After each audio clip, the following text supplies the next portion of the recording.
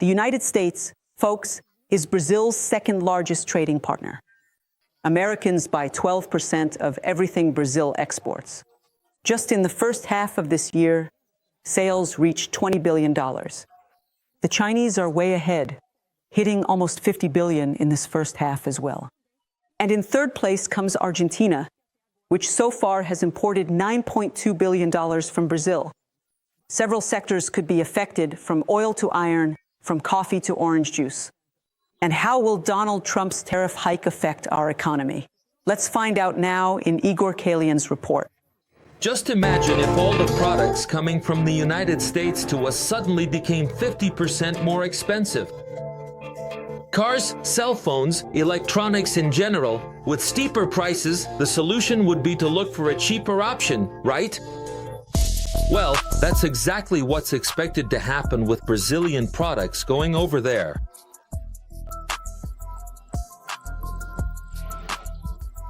Trump's tariff hike will directly impact the sale of coffee, soybeans, beef, orange juice, oil, and other products.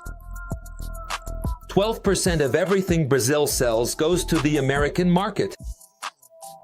This tariff increase could make our products uncompetitive. We sell less, and that impacts my GDP. The letter published by the American president announcing the tariff claims that Brazil has a trade surplus in relations between the two countries. But now, the official numbers show a different reality. Since 2009, Brazil has been running a deficit, meaning it buys more from the United States than it sells.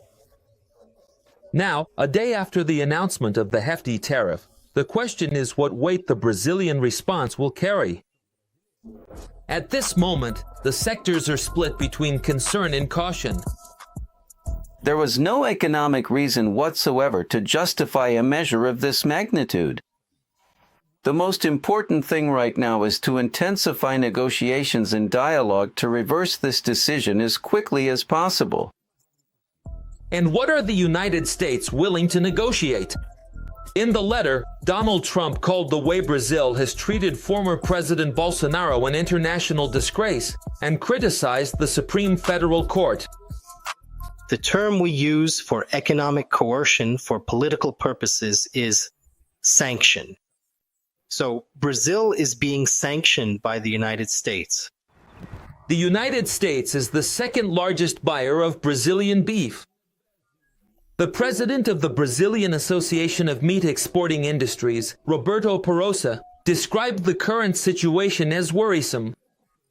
There is no economic basis for this, since it was something advantageous for the United States, and we saw a political component introduced into a basic commercial negotiation.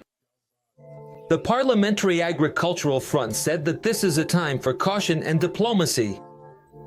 The Confederation of Agriculture and Livestock stated that these issues can be resolved through dialogue.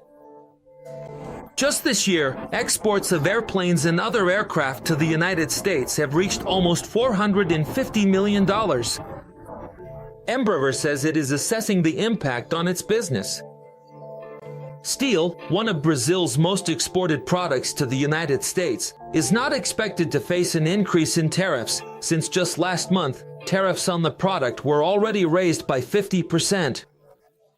It was one of the worst tariff negotiation letters Trump has ever issued. A trade letter with a political slant that leaves Brazil with its hands tied.